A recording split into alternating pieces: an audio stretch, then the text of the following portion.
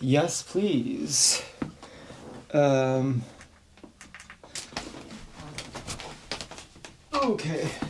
Bentan, I have found a mustache. Okay, I have a friend who got called the N-word like a bunch of times by gang stalkers, I think. I think he's a TI. And he's like really against saying the N-word. And I've said the N-word a bunch of times. I thought it was funny, and I've said other racial things. And but it's not because I'm racist.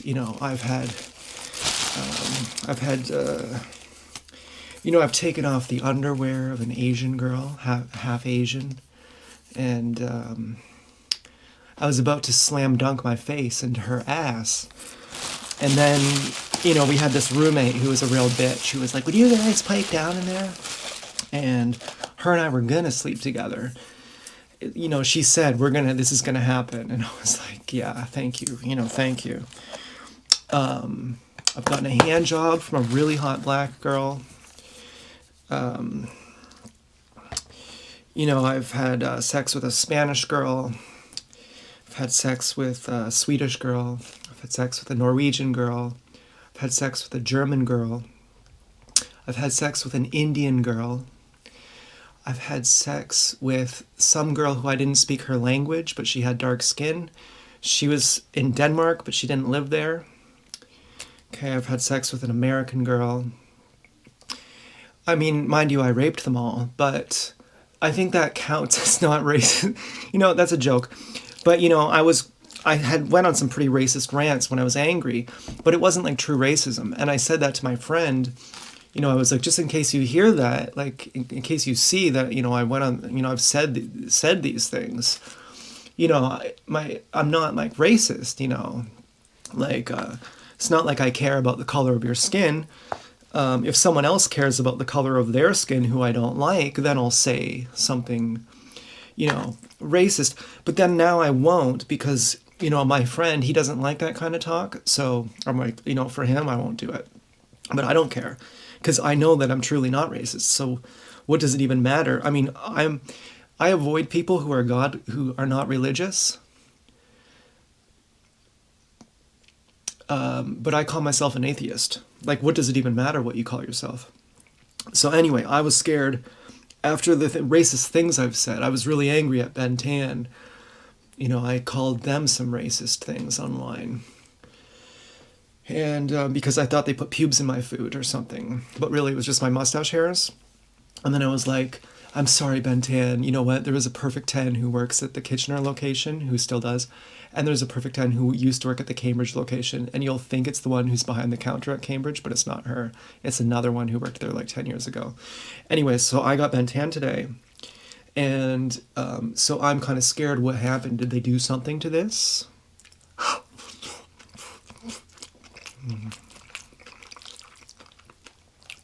Do they love me? Is there spit in my food? Is there shit in my food? Is there poison in my food? Is there pubes in my food? I don't know.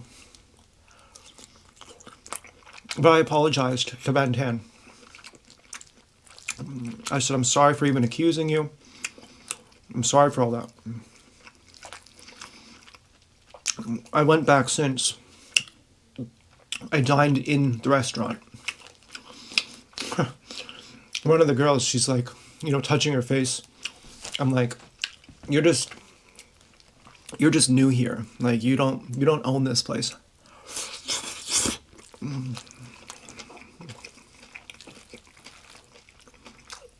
You're just an employee. I look at Ben Tan like Hattori Hanzo. The fact that they make it really good for me makes me so happy. My first Coca-Cola.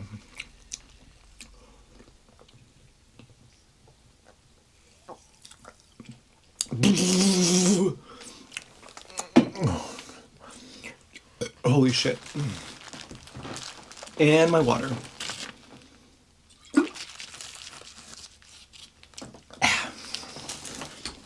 Okay, we're not drinking Coca-Cola without rinsing out our mouth. You know how much this weighs? Over 3 pounds for 20 bucks. Yeah, I'd say it's pretty good.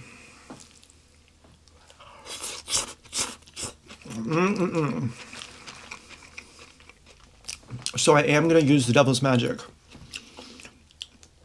I am going to be getting magnesium.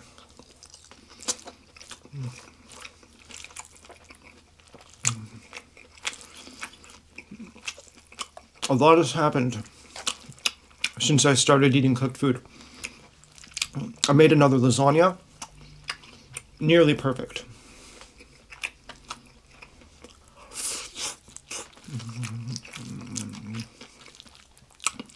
These noodles are overcooked.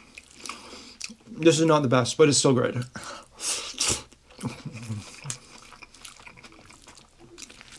I knew it wouldn't be that good. It's a Monday at 1 p.m.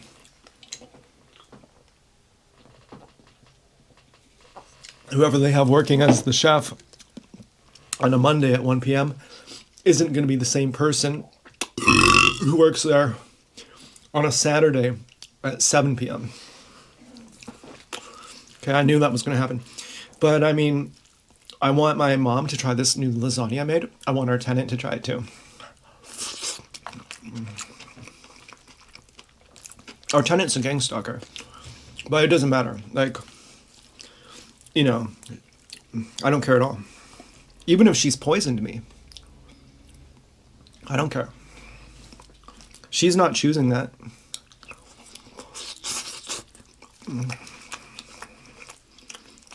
She loves me. I love her. Even if she killed Todd, I don't care.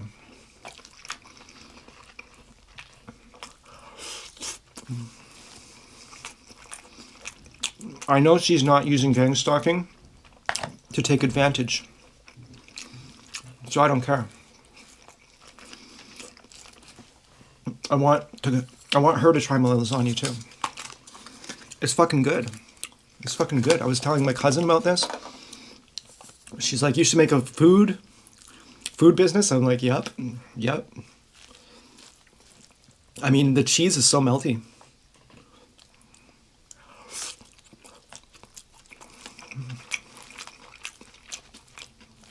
Other than the noodles being overcooked, this is good.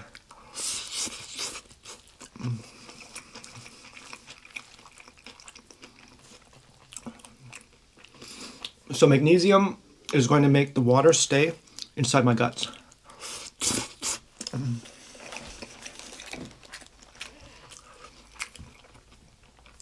I got really clear on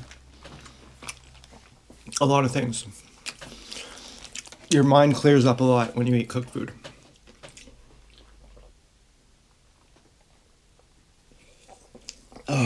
Like Jim Leahy on Trailer Park Boys. When he gets drunk, that's when he makes his best plans. You think the most clearly when you're fucked up. For a while. You know, when you're landing the plane, like in that movie Flight with Denzel Washington, you can't land the plane upside down unless you're drunk. You know, that's going to save your life. So I instantly understood so many things. Like, why did I fail? Oh, it's so hard drinking water. No, it's not. It's so hard eating the fruit. No, it's not. Because you can't sleep the whole night. And that's hard. Every single night you wake up 3 or 4 times to pee. That's pretty hard.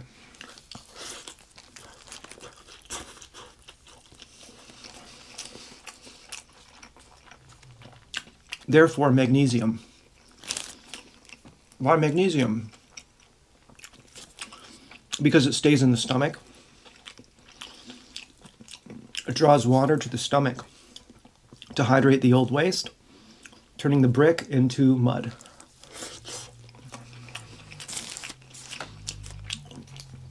From 10 a.m. till 8 p.m. Magnesium. 5 or 6 liters of water a day. As the starter, And then 8 p.m., stop drinking. Eat salt. Don't drink salt. Eat it. The magnesium we're drinking. The salt we're eating. The salt is going to go into the blood, and it's going to signal to the kidneys to stop peeing. It's going to lock in the water that we have from the day's hydration. 8 p.m. I eat my first meal. Midnight, I eat my second meal. Then I go to bed. Hopefully then, I don't pee. That's the plan. If that happens, the next day, I go from 4 liters to 5 liters. If I, again, don't wake up to pee, I go from 5 liters to 6 liters. Again, as hard as I can go.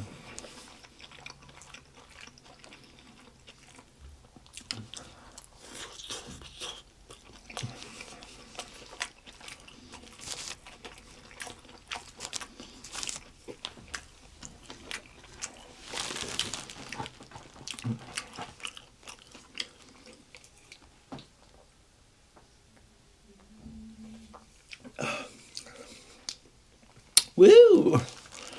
Now, is that poison? Yes. Yes. Medical science calls it osmosis.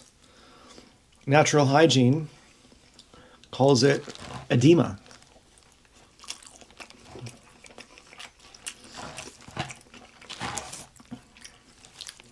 I think. Maybe not. Maybe not, but...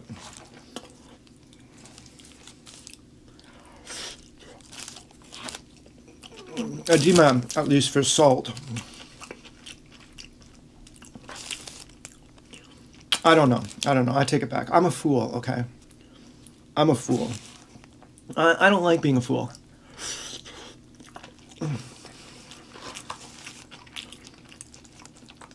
To not understand things bothers me.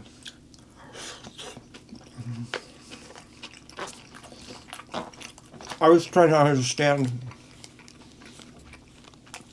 the difference between density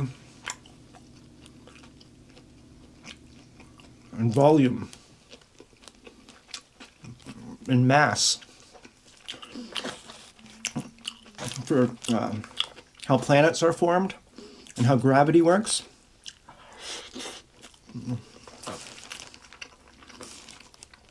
I couldn't understand it.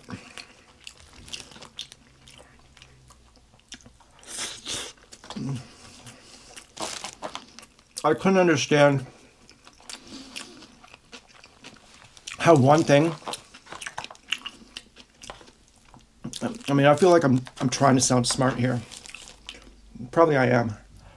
I'm probably so stupid, I don't even realize that I'm trying to sound smart. But it really did bother me. I was talking to ChatGPT for like 2 days about this.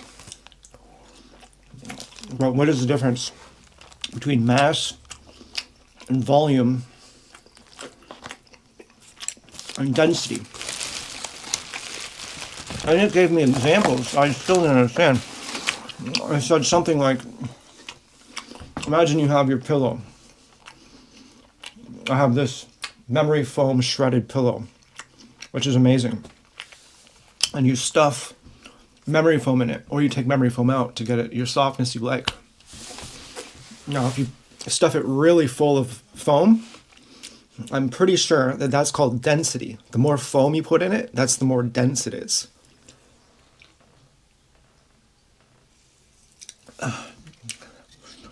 But then volume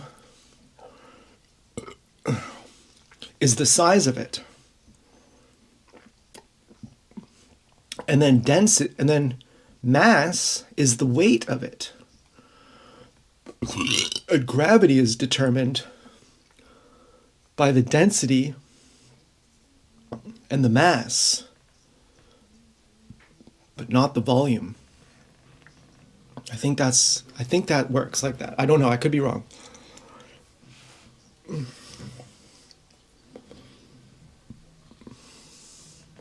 And I didn't understand that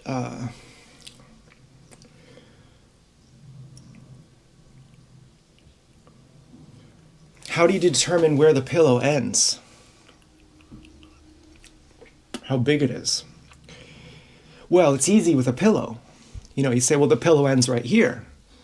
But when you're reading about how a planet is formed, it starts off as gas. And how do you separate the gas from what's outside of the gas? Why is the gas one thing and what's outside of it is a different thing?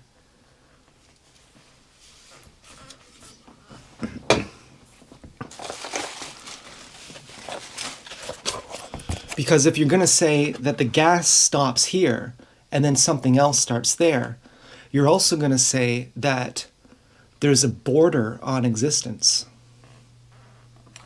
which there can't be because it's not logical.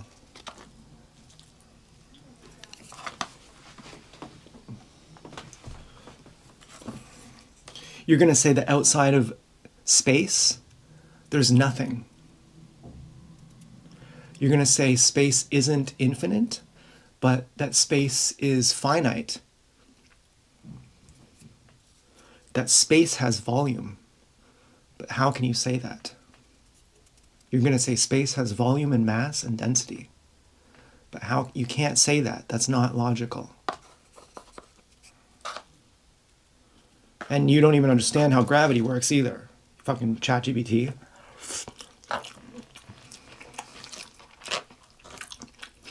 There's also something called, I don't know what it's called, but it's something to the effect of anti-gravity. Why doesn't everything just clump together then? Why doesn't all of existence just clump together? It's also expanding. But it's not. It's not expanding.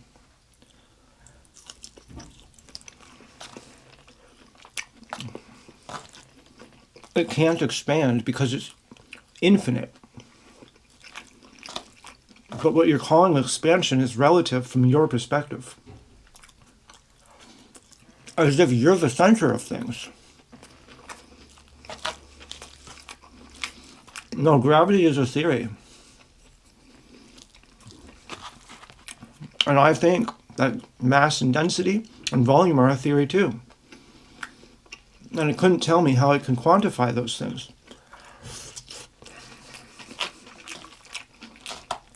Okay, the noodles are definitely overcooked. Oh well.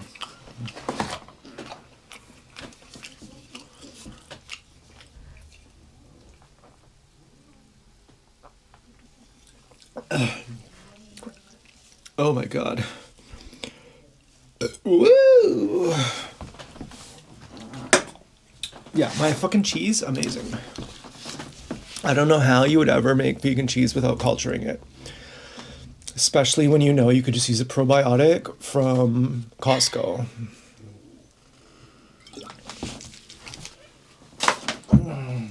Okay, we got a good song today.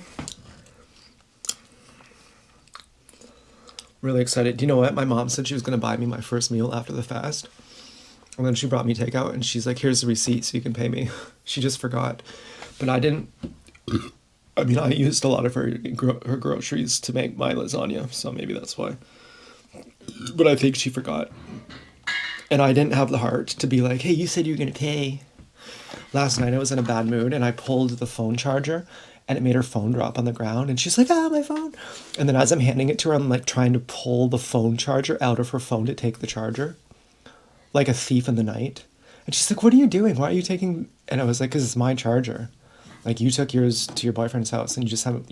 Like, you don't even realize you're using my charger right now. But I just felt like such a greedy snake, you know?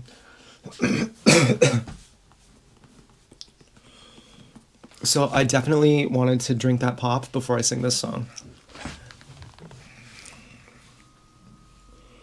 Okay, this is Bigger, Stronger by Coldplay.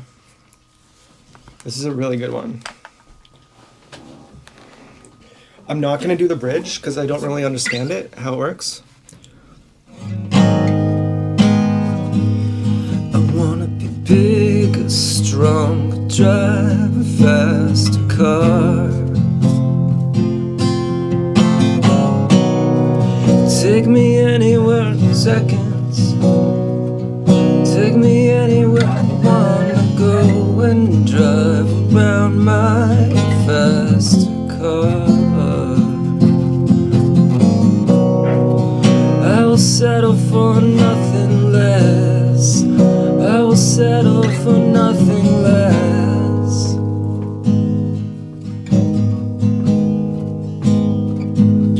I wanna be bigger, stronger, drive a fast car. And at the touch of a button, I can go anywhere I wanna go and drive around my faster car. I will settle for nothing less. I will settle for nothing less.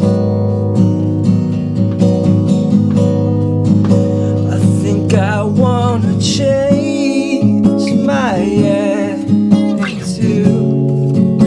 I think I wanna change my attitude.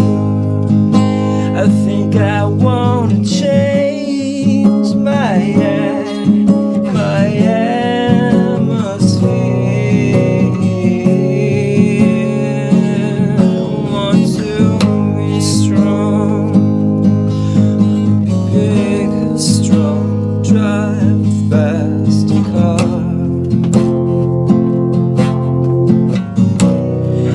Take me anywhere in seconds.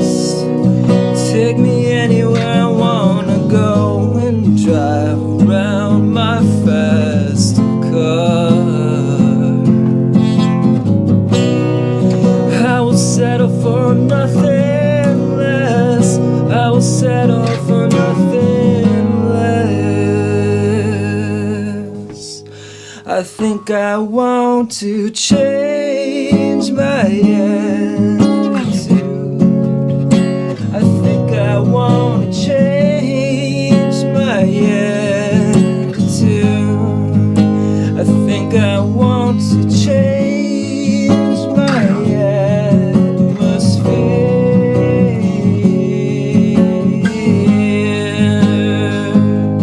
I want to, well, you know, get stronger, drive faster car. At the touch of a button, I can go anywhere I wanna go. Ooh, okay. Yeah, that was fun. Singing is getting really fun. But I'm excited to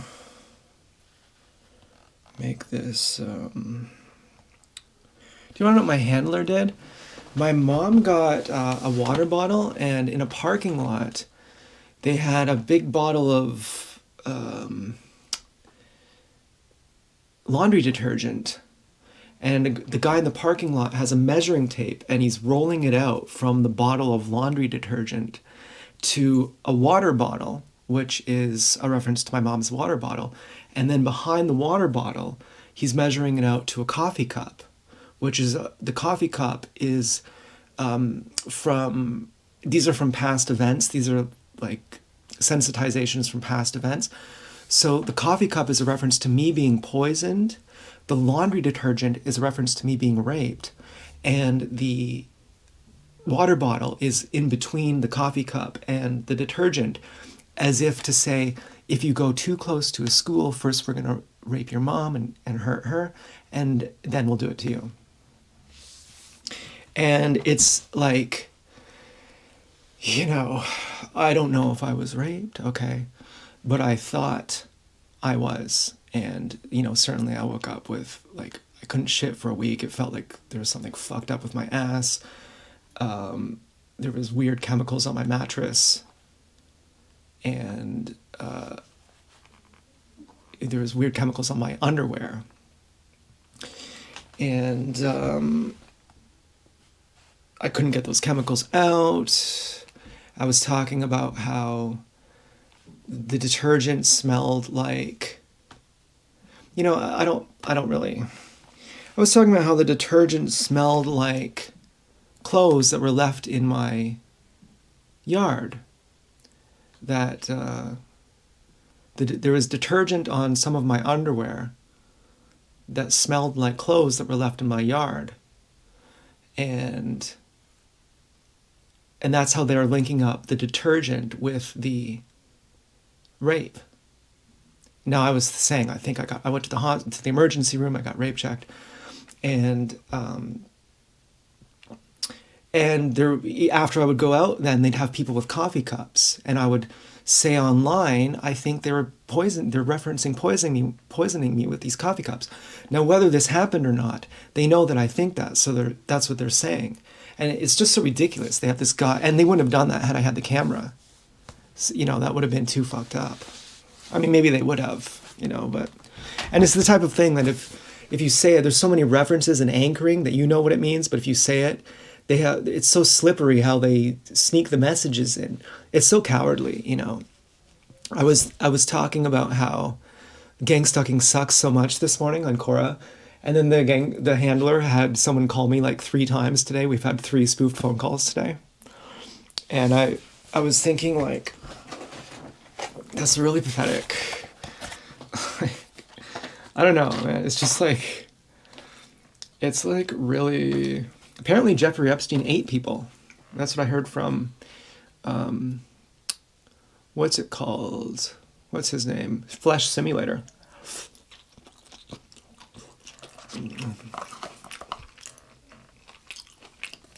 But I'm still focused on my goals. Like, at some level, that would have to be embarrassing, like punishing someone for calling gang stalking human child sex trafficking. Like, you're not allowed to say that.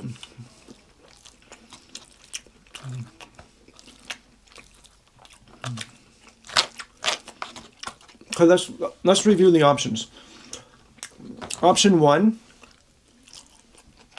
I'm safe. Okay, let's say I'm safe. And no one's going to kill me. Okay, let's say everyone in town knows who I am, and no one's going to kill me. Okay, this is just hypothetical here. Okay, let's say Ben Tan knows who I am. They're not going to poison me.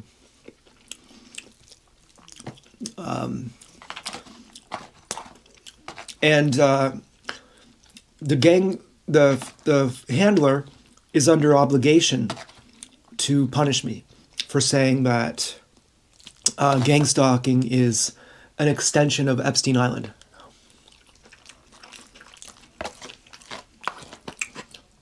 And so the punishment is as least harmful as possible. So, like, we're just going to call you, we're just going to annoy you. And here I am, saying it's a genocide.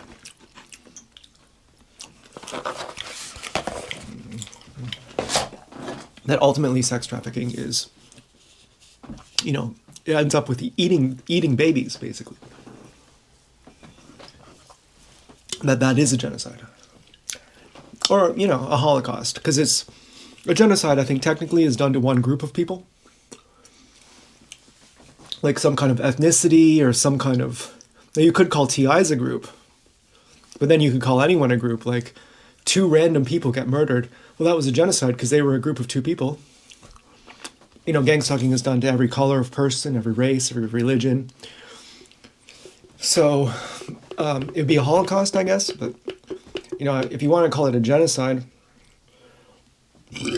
say that TIs are their own class of people, their own group of people, I think to qualify as a genocide, it's just like you prevent them from working, or like you prevent them from making money, you prevent them from having kids, you prevent them from freedom of movement. I think there's like a five checklist thing that it technically does qualify as a genocide.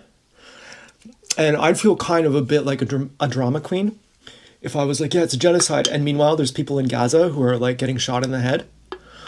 But at the same time, lots of TIs die by like coerced suicide. Probably some by like, I don't know, like, I don't even want to say it because it's bad karma, but like car accidents that are intentionally caused. But it's probably not, like the average person in Gaza being starved would probably say, if I can trade my position for being a TI in a Western country, I would like to do it, please. I'll take my risks. It's probably like not the same as like being in Gaza getting starved to death. And so it's kind of like a bit of a stretch if I go with option one, that, yeah, I'm safe now. I have shown my authenticity to enough people now that I'm known in town and no one's gonna kill me. And like that measuring tape thing was saying, if you drive by a school, we're gonna rape and kill you and your mom. And I'd say everyone in town knows that if I drive by a school, I'm not going there to harm a child. It's because I'm going to the pet store or I'm going to the market or something. And so if we're going with option one, that no one's going to kill me, it's a little bit kind of dramatic to call it a genocide. But technically, it might actually be. Okay, technically, it might actually be the accurate term. I'm not sure. Now, is that true that option one is the case and I do feel safe? I don't know. Am I getting gassed on the regular? I don't know. But what I can say is, whether it's option one or option two, whether there is actual danger, but so far there hasn't been, really. I mean, when I went to the market, there was a car that I wondered if it was trying to block me from merging on the highway so that my time would run out and the lane would end and I'd be stuck there and something bad would happen, or if he was just being polite. And I also wonder something else. Our sway link, we just got that fixed by Manny over at that place, who I love. Manny, he's great. His coworker tried to assert dominance over him, and Manny was like, without any effort, Manny was just like, no.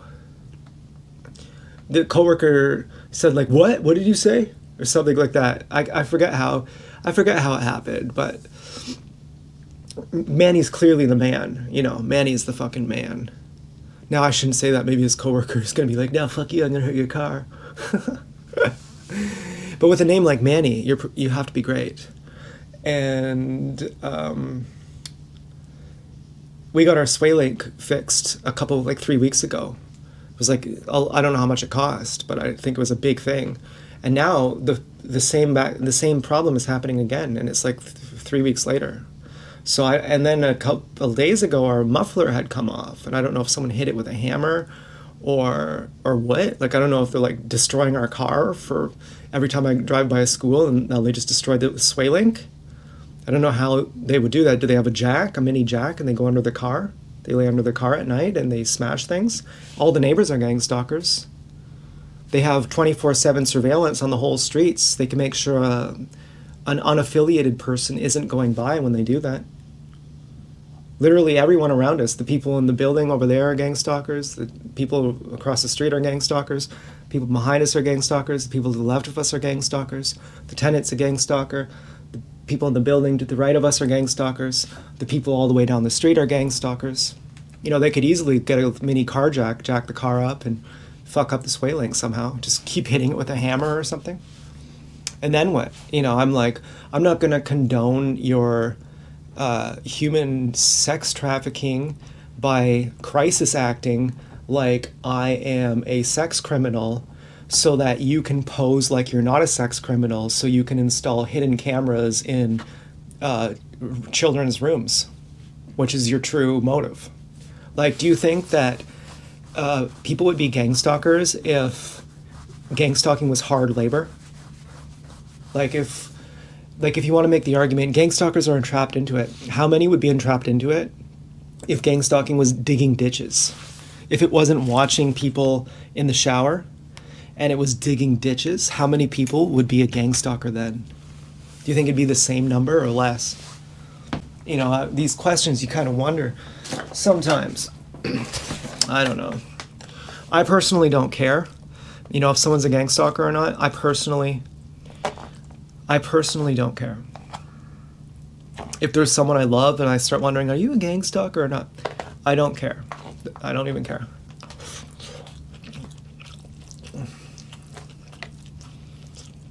But I do need another Coke.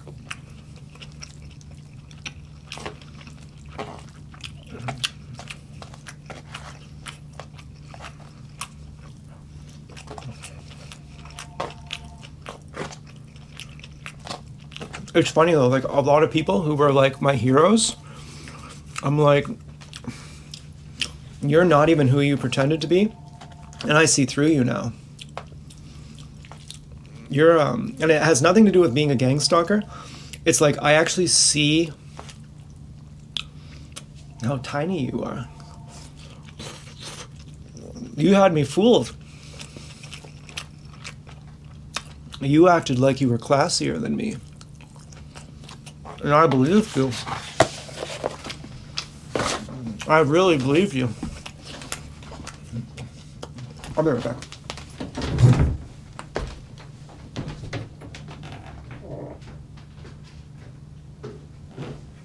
Where'd you go?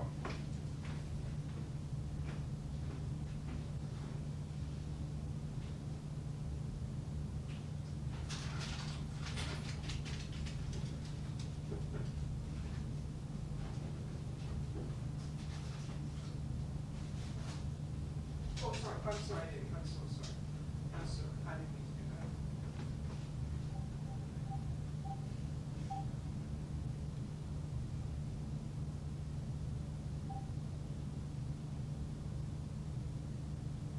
That's for you.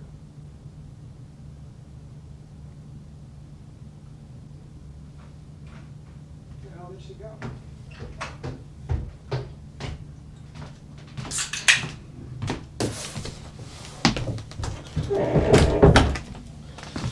Okay, so I have a Coke here.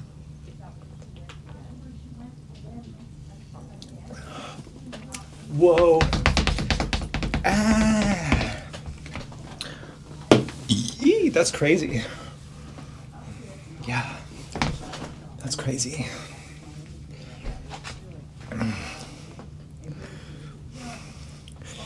Yeah, I don't know what I should do. I'm gonna ask ChatGPT. I have noodles. I have overcooked pad thai noodles. Overcooked. It said overlooked by accident. If I put in fridge, if I put in fridge, later will noodles be more firm?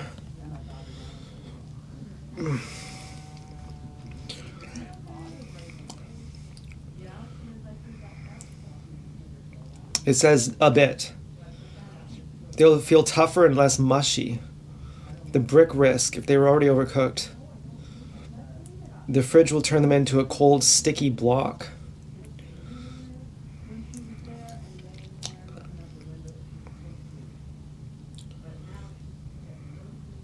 Okay, too much. Too much work. I'm gonna finish the pad thai in one sitting. Did I tell you I made a new lasagna? Made it perfect. Oh, you should see it. Do you want to see this lasagna I made? Look at this.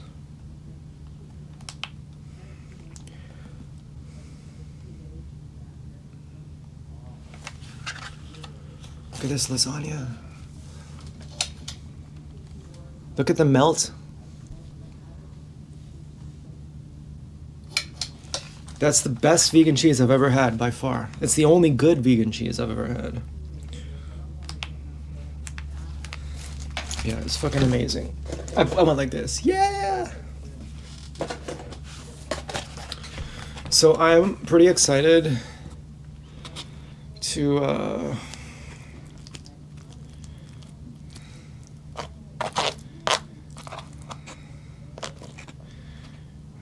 be vindicated.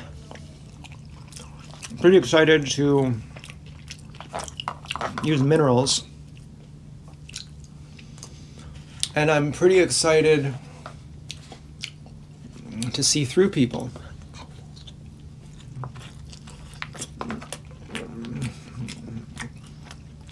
And I'm pretty excited that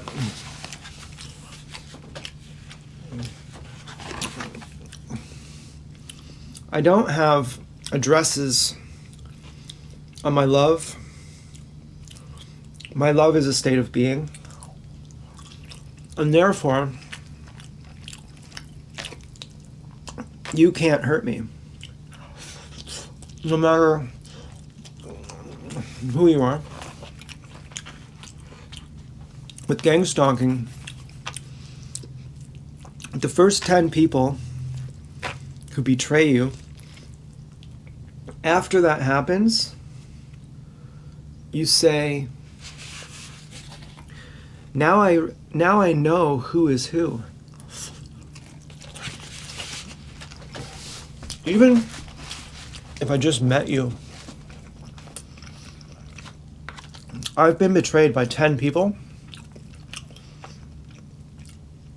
So my filtering mechanism to see the real from the fake is honed. So no one can fool me again, because I have eyes that penetrate right to the center of you. And you can't deceive me. The next 100 people who betray you, you say, I used to think that I had eyes that could see to the center of people, but really, I could only see to the surface. But now, after 100 people, I can see really who's who. And you can't deceive me. After the first 1,000 people betray you, you laugh and you say, you know what, I used to really think I could see people, but I could still only see to the more deeper into the surface, but not to the middle. But now I can see to the middle. And if you are faking, lying, I can tell. I'm like a dog. I can sense it. And no one can betray me anymore.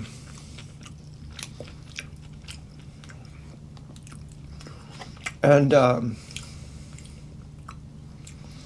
after the first 10,000 people betray you, which includes people who you thought, well, everyone else might betray me, but never them. It includes them too.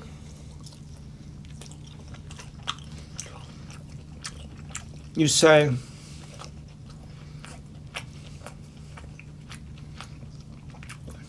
you can't betray me.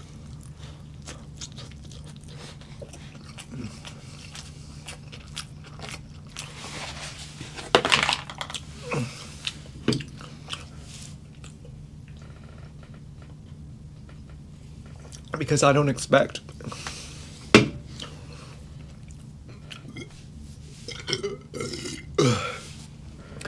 there to be any difference between enmity and friendship, between love and hate, when your love is addressed. Maybe this is deep. Maybe this is bullshit, okay?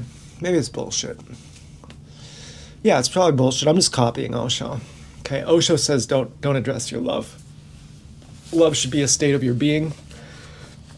I'm just copying Osho here. I'm sorry. I'm a fraud. But I'm a damn good one. So, and Osho's dead, so what's he gonna do? Sue me? So, when your love is addressed to someone, you're basically, in my opinion, projecting. Now, some people would say, we know it's your opinion, so you don't have to say that part. That's not like a get out of jail free card in case you're wrong. If love is not a state of your being, but something that you address, I love you and I love you. Because I stopped doing that, because doing that is what it means to be betrayed. Because you're dishonest by doing that. You're actually childish by doing that. You're actually looking for a parental figure by doing that, by addressing your love. If your love is addressed, rather than a state of your being, I breathe only for you. I breathe because you exist. I breathe for you. If you don't exist, I will die. I need you. No, not you, but you. You're my eternal lover. You're who makes me tick. You're my beloved. You were made for me. Okay, my love is addressed to you. And of course, the part I don't say out loud is, and I want you to love me back, please. And if you don't, I'm gonna blow my head off. It's gonna be your fault. And my not being betrayed is my ability to tell whether or not you love me or not. Is your love addressed to me or is it not? And if I can just get my telepathy, my ability to read your pantomimes honed, I can tell whether or not you really love me or if you're faking it. And I can then discern that you'll never betray me. And if you're looking for that, if that's your model, that I address my love and I address my hate. To you, you get hate, and to you, you get love. With you, I'm a hateful person. With you, I'm a loving person. And I'm trying to figure out, where do I stand in your eyes? If that's where you're at, you're going to have problems, which you're going to call betrayal. But if you don't do that, and your love is a state of your being, not something you address, then you're not looking for people to love you. And if they do love you, you think, well, that's nice. I feel sad for you that you're still stuck in that mode. That's a very childish mode. Your life must be full of pain. You must be full of pain. I feel very bad for you. And if you hate me, that sucks for you. That you address your hatred towards me, that you think that your hatred can be offloaded onto me. You must be suffering. That's really terrible. And regardless what it is, you can't betray me because, you're retarded. And why would I expect anything from you to begin with? Like, if a fucking wild bear attacks you, you wouldn't be like, oh, you betrayed me. You'd be like, well, that's what do you expect? It's a bear.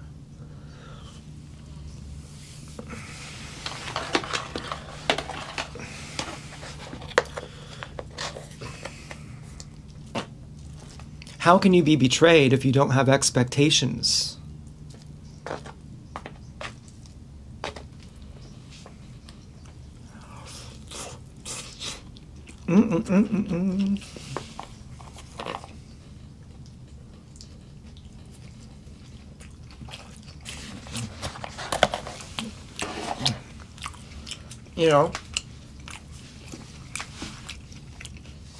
How can you be angry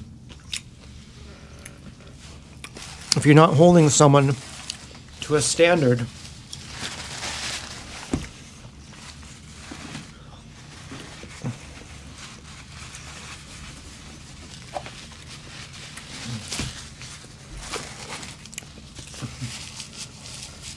So then the way you communicate then is completely different. It doesn't matter if you're a gang stalker. It doesn't matter if you hate me. I am the alpha. I am the omega. I am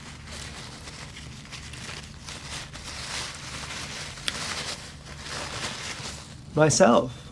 I'm simply myself. I'm not the alpha over you. I'm the alpha over me.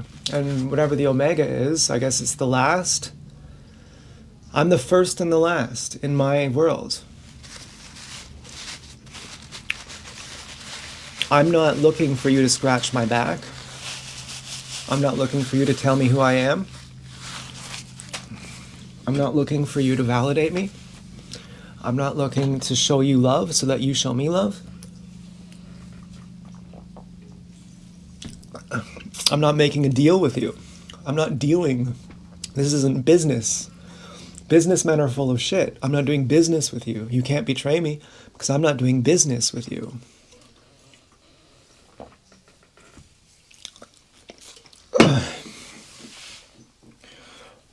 So the way I relate then is with my love as a state of my being. You're a gang stalker? I'm sorry. I feel bad for you. I could cry for you. I could hug you. I could say, I am so sorry for what's happening to you.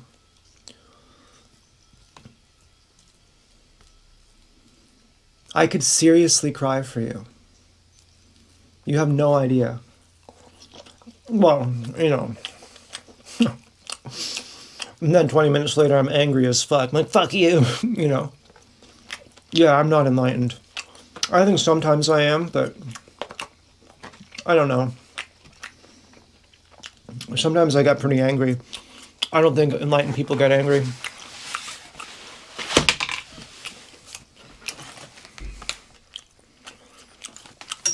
But I mean, when I'm not angry, my love is a state of my being, and that's how it works.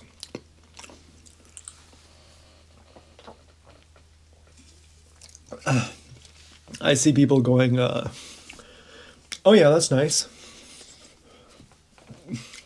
Anyway, so how's your day?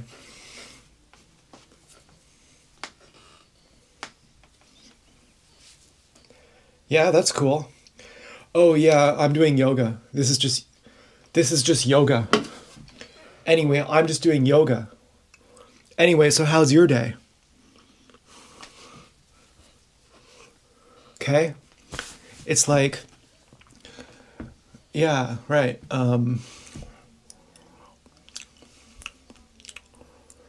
Cool. Could you imagine? Like literally, like, could you imagine like that's you? Like you're talking to someone and you're like, yeah, so I was just going like to get some like groceries, and there was like, you know, I don't know, like fucking like a sale. It was like 33 bucks or something. And like, so how's your day? Like, could you imagine like actually, you know, yeah, no, like at some point I'm like, I could actually cry for you. Like I could actually cry for you right now. But I don't care in a sense too. Like if you don't care, I don't care. You know, whatever, you know, I know there's someone watching you right now. I know if you don't do that, you're going to get in trouble. You know, like I could fucking cry for you, but also not. Also, I could say, and cool, you got a deal for 33 bucks. It was 33. What did you get? Cool. That's cool. Nice fucking whatever, you know.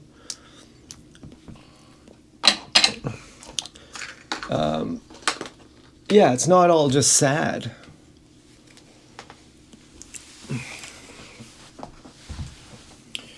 It's interesting sometimes. People who I saw as like so fucking cool. And then I realize you're not cool at all. You're like not even cool. You know, it's not that you're a gang stalker. It's like your personality. Like I see your personality. You're totally insecure and you're pretending like you're secure. And I've been more insecure than you.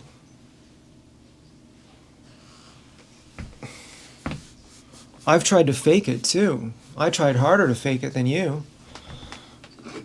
You know. But I realized that faking it, eventually you get someone home and you live with them and you realize they're just a fucking retard too. You can't fool someone when you live with them. So what's the point of faking it? Clearly, you're gonna sabotage yourself by trickery. Clearly, you're gonna attract someone the same as you. And what are you gonna do then? Spy on people in the shower? What's your game plan? Did you even think it through? Even like as a woman, you're gonna get your nice house. And as a man, what are you gonna do after you're already tired of having sex with her? What then? Oh, she's so hot. What about the 80th?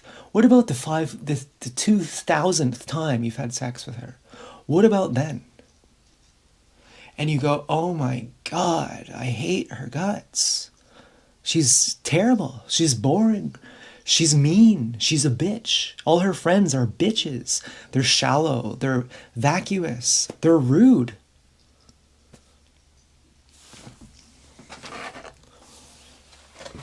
What then? What are you going to do then?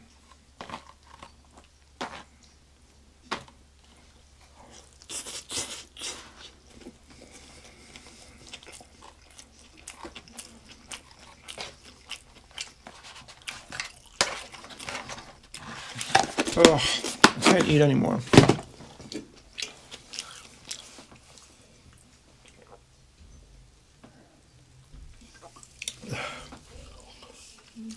You've addressed your love. You're a bullshitter. You're addressing your love. There's an oxymoron. Because love is what you can give. And you only addressed your love to take something. You addressed your love because you wanted to be loved.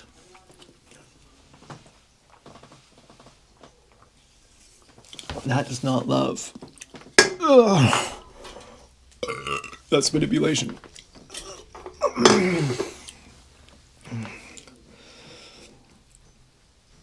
And no one likes to be used.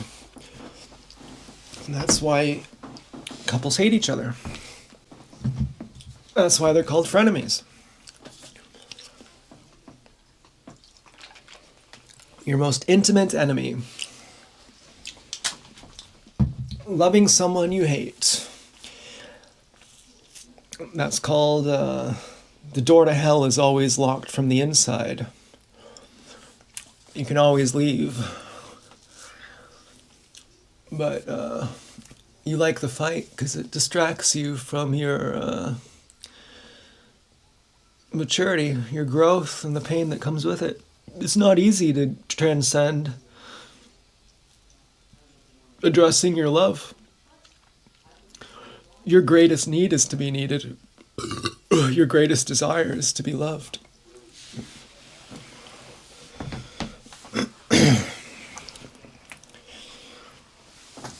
Your greatest fear is to not be loved.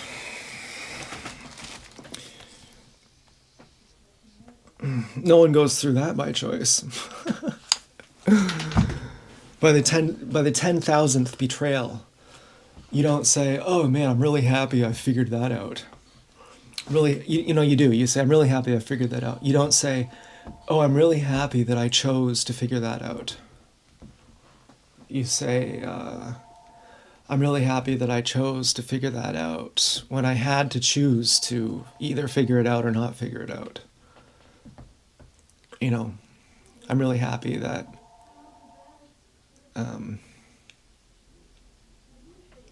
I used my suffering and my pain well. That the unavoidable suffering and pain that happened to me, that I used it well. That I used it as a growth. That I didn't take it as a problem, ultimately. In the long term, even though I went astray and did, ultimately, I didn't take it as a problem. In the final fucking conclusion of things. And after that, it's easy with some person who you don't care about, and they're like, I hate you. Well, so what? But when it's like, that person hates me, when you could say, so what, to even them, even that person, it doesn't matter. That it doesn't affect the state of your being. Then you say, yeah, it's really, really necessary that this happened. Before that happened, I was a child. For real.